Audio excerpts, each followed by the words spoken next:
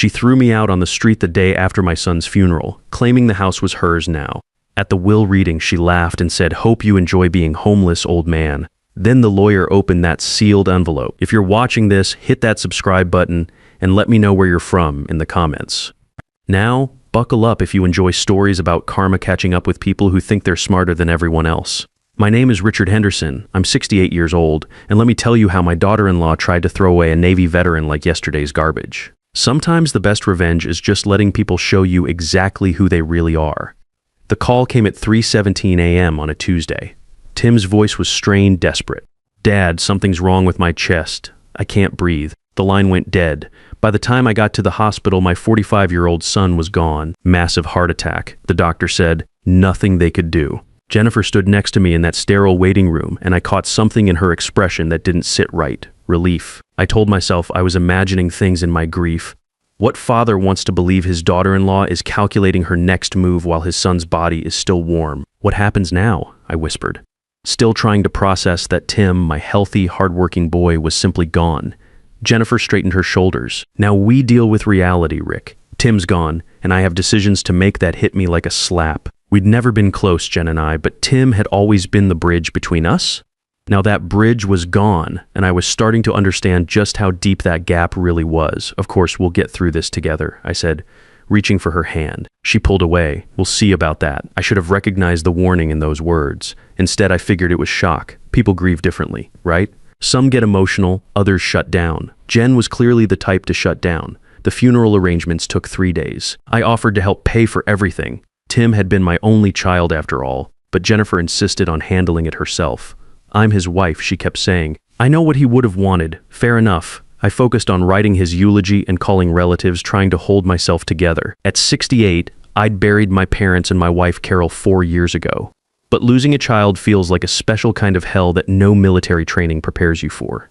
The night before the funeral, sitting in what had been Tim's childhood bedroom, I noticed something strange. All the photos on the dresser showed Tim graduating college, Tim and Jen's wedding, Tim with his nephew at Christmas, but not one recent photo of Tim and me. Jen had systematically removed them. When had that happened? A knock interrupted my thoughts. Jen stood in the doorway, no longer bothering to hide that calculating look.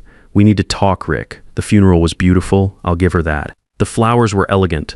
The music was Tim's favorite hymns, and the reception was perfectly organized. What wasn't beautiful was watching my daughter-in-law play the grieving widow while making comments about moving forward in new chapters. I was accepting condolences when I overheard Jen talking to her sister behind the flower arrangements. "The life insurance alone covers the mortgage for 2 years," she was saying quietly. "And without the extra expenses." "Extra expenses?" her sister asked. "What about Rick? Where will he go?" Jen's laugh was sharp. "That's not my problem anymore. He can figure it out like the rest of us adults." My blood went cold. I'd been living with them for 2 years, ever since Carol died, and I sold our house to help with their down payment. Tim had insisted it would be temporary, just until I found something smaller. Somehow temporary had become permanent, and I'd gotten comfortable helping around the house, cooking dinner, being useful. Apparently I'd been naive.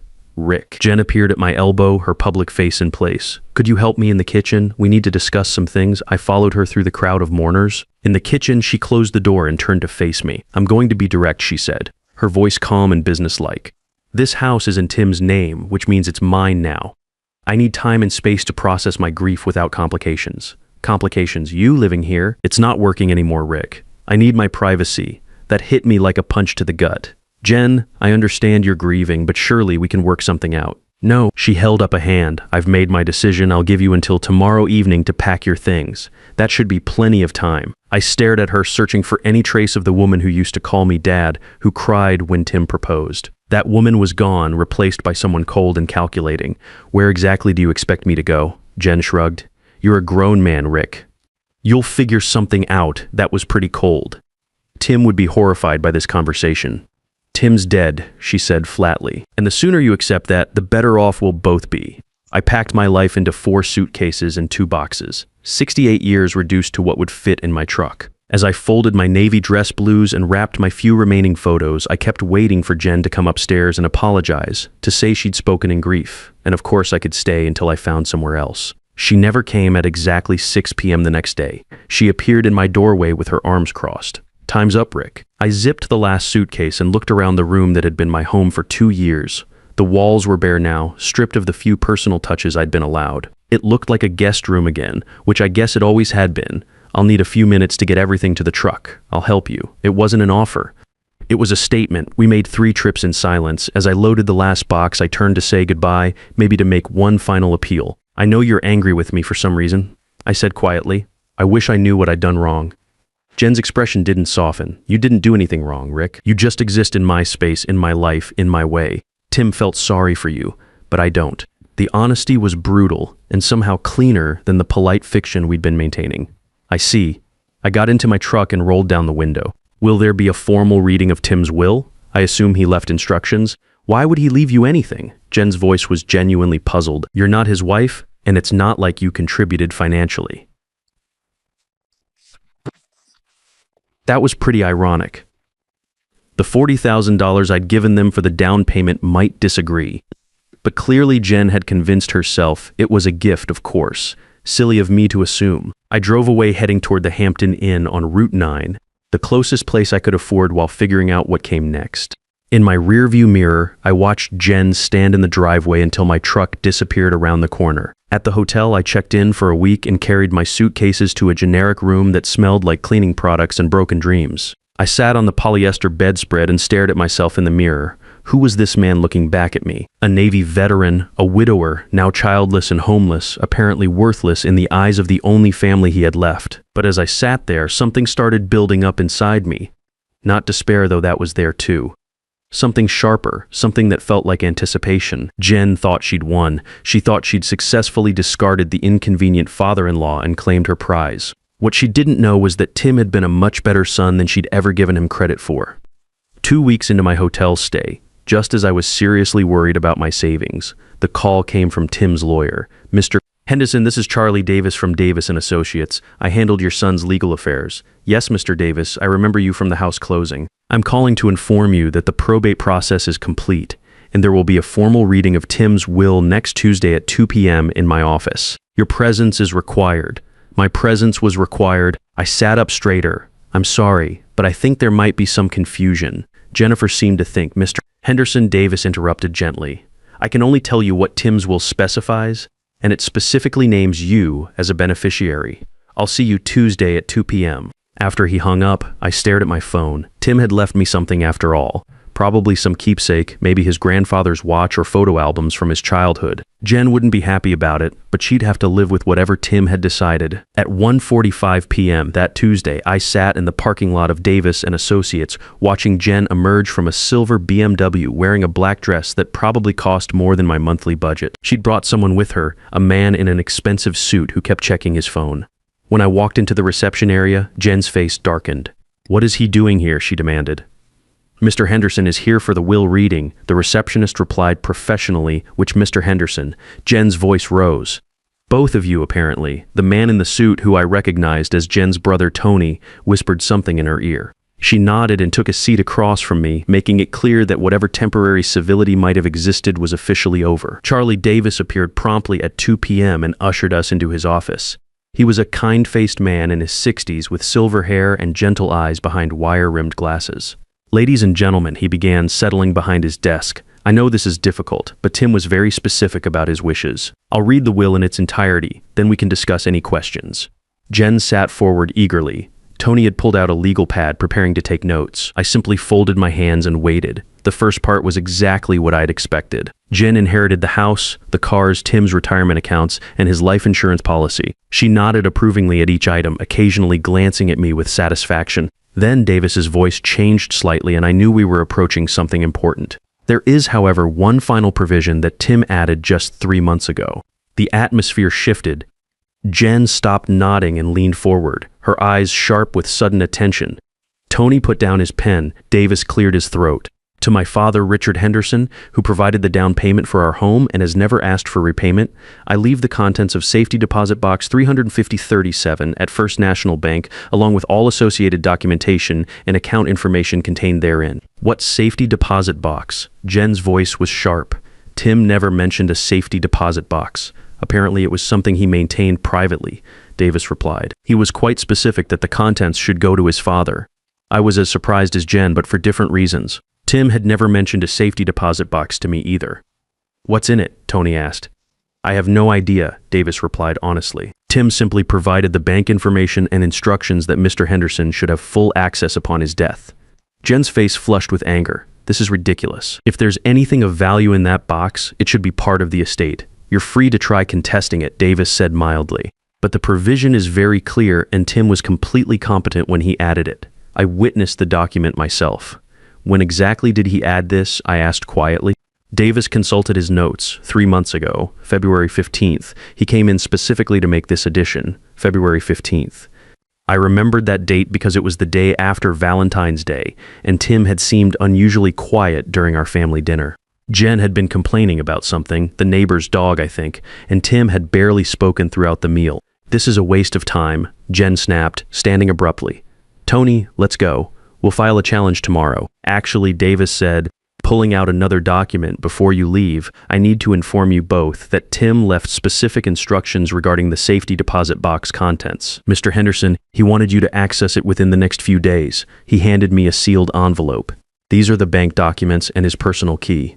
The bank will need to verify the death certificate and process paperwork. Usually takes about 3 business days." Jen's eyes fixed on the envelope like a hawk watching prey. "I'm coming with you to the bank. I'm afraid that's not possible," Davis interjected. "The access is restricted to Mr. Henderson only." "Bank policy. This is insane," Jen sputtered.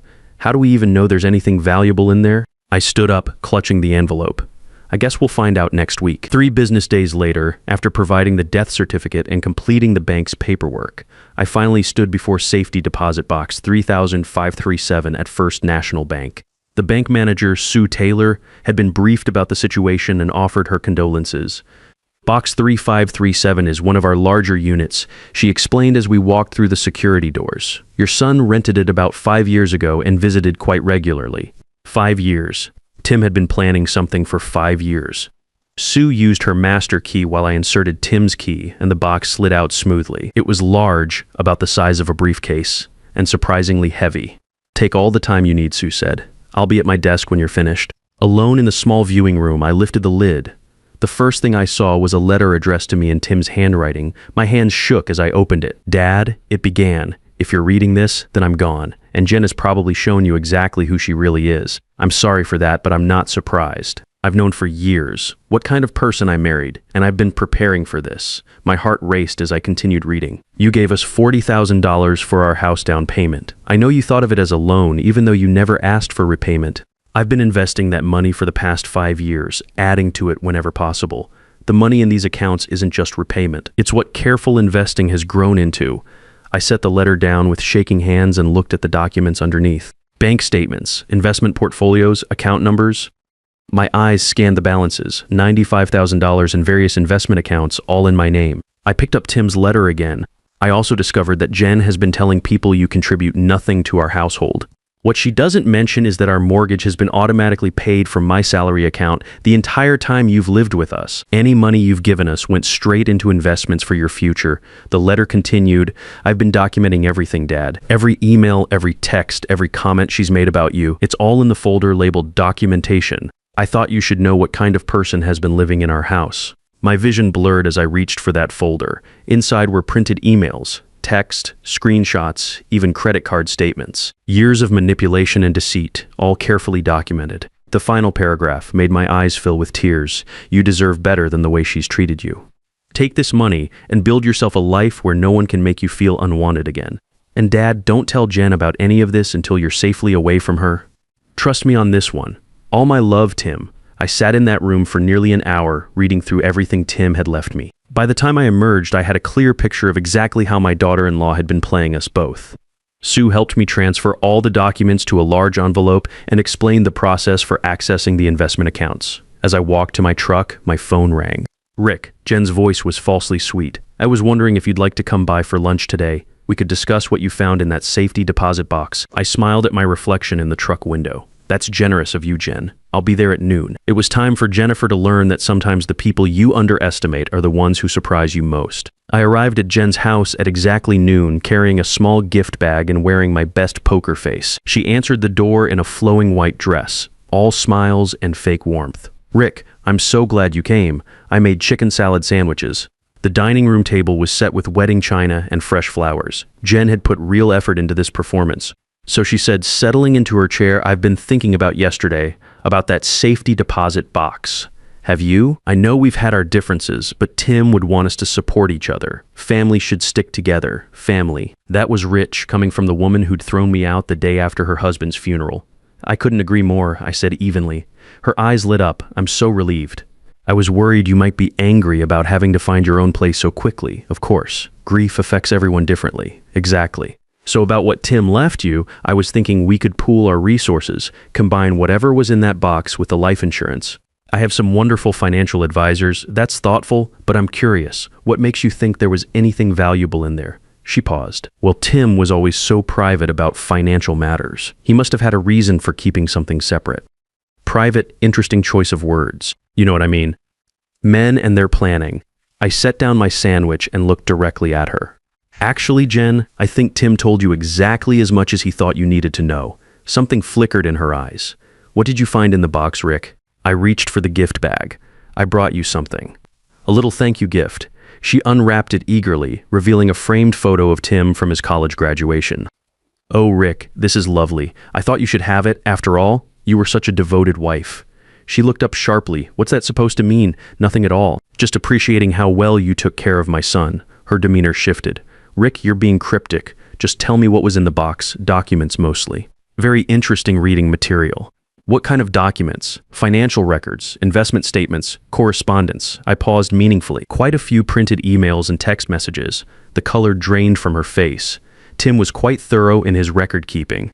I pulled out my phone and opened the photos Tim had taken of various conversations. Would you like to see one? This is from about 6 months ago. I turned the screen toward her, showing a text to her sister. God, I can't wait until that old man finally moves out. Then we can turn his room into the home gym I've been wanting. Jen lunged for my phone, but I pulled it back. There are dozens more. Tim was apparently very good at documentation. Stop. And then there's the email where you're laughing with your sister about how gullible I am. I set the phone down. By the way, planning my eviction while Tim was still alive? That was forward thinking. Her composure cracked completely. He had no right to save private messages. Actually, he had every right. It was his house, and you were discussing his father. I leaned back. The question is, what are we going to do about this? What do you want? I don't want anything from you, Jen. I never did. Then why are you doing this? You threw me out of my home the day after my son's funeral. You told me Tim felt sorry for me, that I'd contributed nothing. I stood up slowly, but here's what you didn't understand about Tim. He saw everything. Jen gripped the table edge, knuckles white. Every cruel comment, every manipulation, every lie. He documented all of it, not to hurt you, but to protect me. You can't prove any of this would hold up in court. Court? I laughed. Sweetheart, I'm not taking you to court. You're not. Why would I? You've already given me everything I need. I pulled out Tim's folder and placed it on the table. Tim left me more than just text screenshots, Jen. She stared at the folder like it might bite her. Bank statements showing the house payments were automatically deducted from Tim's salary the entire time I lived here. Email chains between you and Tony discussing the Rick situation. Credit card statements showing luxury purchases on the same days you told Tim we couldn't afford groceries. Her breathing became shallow. You want to know what I found most interesting? This email thread where you and Tony discuss having me declared incompetent so you could access my pension. You never followed through. Know why? Because Tim figured out what you were planning, what steps. I smiled pleasantly. That's interesting, because according to these investment statements, I have quite a bit worth protecting. That's impossible. You're living in a hotel. I'm living in a hotel by choice while I figure out my next move, not because I can't afford better. How much? She whispered. That's none of your business. I'm his wife. I have a right to know. You had a right to know what your husband left you. The house, cars, life insurance, retirement accounts. You made out very well. Jen shot to her feet. You manipulative old fool. How exactly would I be stealing anything? Everything I have was given to me by my son. He was my husband. Yes, he was. And apparently he knew exactly what kind of wife you were. Jen stared at me, then switched tactics. Rick, please, let's be reasonable. I know I've been difficult since Tim died. I was grieving, but we're family. Family. Yes, you mentioned that. Right after you told me Tim felt sorry for me. I didn't mean that. I was upset. Oh, but you did mean it. That's what makes Tim's documentation so valuable. What do you want from me? An apology? Fine. I'm sorry. There's nothing to discuss. If Tim left you significant money, we need to plan how to manage it responsibly. You mean help me spend it properly. I picked up my jacket. Jen, let me be clear. The money Tim left me isn't an inheritance that fell into my lap. It's the return on the $40,000 I gave you for the house, plus 5 years of investment. Her mouth fell open. $40,000. Did you think it was a gift? Tim said it was a family contribution. Tim was preserving both our pride, but he never forgot it was a loan. I pulled out my phone and opened the banking app. $95,000. Jen grabbed the table to steady herself. That's half as much as the life insurance. Yes, it is. That money should be split between us, should it? Based on what? I'm his wife, and you're just his father. That hit me, but instead of pain, I felt clarity. You're right, Jen. I'm just his father. The man who raised him, supported him, and lent him the down payment for the house where you threw me out like garbage. I headed for the door, and apparently that was enough for Tim to make sure I'd never have to depend on anyone's charity again. Wait, Rick, we can work this out. I paused in the doorway. What exactly do you think we need to work out? I pulled out one more document. Tim also documented your spending habits, including the $15,000 you charged to credit cards in the month before he died. Her face went ashen. Spa treatments, designer clothes, a weekend in New York, all while telling Tim you were worried about money for groceries. Jen collapsed into her chair, the fight going out of her. You don't understand the pressure I was under. What pressure? Everyone expected me to be perfect. Tim's colleagues, the neighbors, my family. I looked at her sitting there in her designer dress, in her beautiful house complaining about appearances. No, Jen, I don't, because I was too busy actually taking care of your husband while you were spending his money. She was crying now, ugly tears that smeared her makeup. I can't lose everything. You're not losing everything. You inherited a $500,000 house, $200,000 life insurance and retirement accounts. You're set for life if you manage it properly, but it's not enough for the life I planned. Then maybe you planned the wrong life. I walked to the door. Behind me, Jen slumped in her chair, face gray, breathing shallow, complete defeat. The moment when someone realizes they've lost everything they thought they were entitled to. I can't, she whispered. I can't lose everything. You're not losing everything, Jen. You're losing things that never belonged to you in the first place.